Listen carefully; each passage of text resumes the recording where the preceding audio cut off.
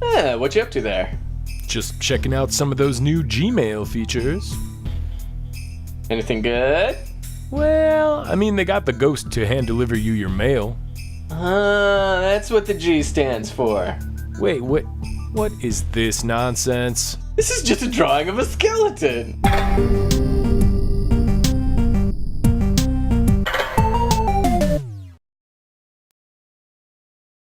Welcome to Backlog Quest, where we dig through the deep dark depths of our Steam libraries in search of wondrous treasures and hidden gems. I am Boss Sauce. And I'm Roland Coons. And together, we are the two-headed hero.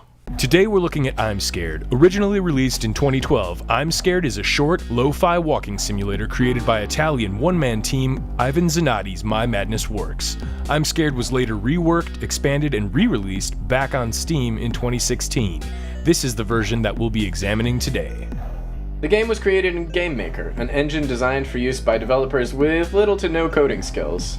With a few exceptions, most games made in GameMaker tend to be simple 2D platformers or shoot-'em-ups, so IMSCARED's realized first person is fairly technically impressive. You quickly encounter the antagonist, Whiteface, who seems to be a ghost comprised of sentient bits and bytes within the game's files on the player's PC. Whiteface forms an unhealthy obsession with the player, leaving it up to them to uncover the mysteries of IMSCARED and solve them once and for all. The gameplay begins simply with standard yet serviceable first-person controls and a lack of inventory management. However, as you progress, there's a bit more below the surface. Hey look, it's that thing you ordered. A pulsating heart. Got it. Oh god! Gotcha. It did get me. Check to make sure the game is not trying to deceive you. IMSCARED is often referred to as a shining example of indie meta-horror, a subgenre that cleverly uses the breaking of the fourth wall in an attempt to turn the player themselves into a character within the game's frightening tale.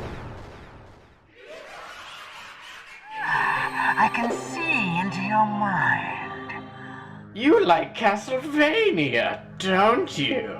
Yeah, you got me. You've been playing a lot of Ape Escape. Dude, I only rented that for like a weekend.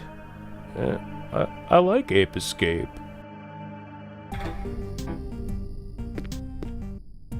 Stretching the capabilities of the GameMaker engine, the player is presented not only with in-game puzzles, but also with creepy text files and even YouTube links, essentially creating a mixed media experience that falls short of a full ARG, but still manages to conjure some of the same disquieting feelings. IMSCARED is not without flaws. Its reliance on the aforementioned jump scares, What's this? Help you? help me, Oh! constantly requiring the player to restart the game client, and the inclusion of several mazes are all sticking points. Oh, I don't know. Note to devs, when you include a maze in your game, you are temporarily substituting your fun game for a game called Maze, which everybody knows and which no one likes. IMSCARED also has enough questionable content to earn its content warning. Now, I'm no wilting lily, but if a game is going to force me to kill myself to progress, I'd like a hint going in.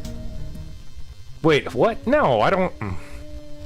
Is there another option besides the commit suicide thing? Kiss. You kiss forever.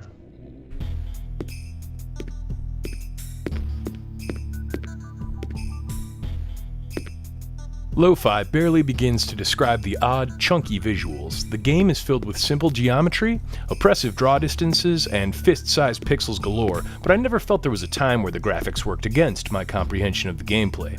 Interactables and items were fairly easy to spot, and the somewhat ugly and childish nature of the visuals gives IMSCARED an ominous tone. The sound effects are also crunchy, harsh, broken, and sparse, cultivating an oppressive haze within your ears that only gets more intense when you realize the quality of the directional sound. There were several moments in the game where the sound design made my arm hairs stand on end. Oh no, what's happened? Follow those arrows more. There's a possible turn there. We can go left instead of right. Wait. Dude! Oh. While not overly difficult, I found the combination of environmental puzzles and fourth wall breaks led to fairly interesting solutions. Some of these solutions included restarting the client, decoding passwords, reading text documents the game places on your desktop, or even linking clues in video form on YouTube. This is new. Oh, here we are. I'm pretty sure this is a Pearl Jam song. The curtain falls. I wanna share a little story with you. This transmedia storytelling gives I'm Scared a surreal atmosphere, almost as if the game is a living entity. The novelty of pitting the real-life player against Whiteface is entertaining and immersive, but there were times where I felt he came across as a little too adorable to be truly threatening. Here we are. Oh, hey buddy. Hi. This is your room? Okay.